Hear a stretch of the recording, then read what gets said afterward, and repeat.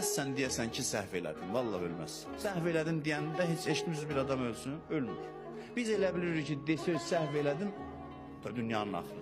Kişilik lazımdır insanda, mərdlik ki, etiraf eləsin. Eləməsə, bilirsiniz nə olur? Fikri başlayır əyilməyə. Özü əyir. Deyir, mən filan şeyə görə bunu elədim, filan şeyə. Başlayır yalancı nəzəriyyə düzəltməyə. Bu da oldu zehniyyət. Haqq sözün müqabilində. Deyirən ki, vay, səhv elədim. Bir dənə bu səhv elədimi deməmək üçün insan zehniyyətini tərif eləyir. Başlayır öz səhv mövqeyini dəlil sübutla əsaslandırmağa. Bizim səhv düşüncələrimizdən imtina eləmək istəməməyimiz bizim zehniyyətimizi körlüyür. Səhv düşünürdüm.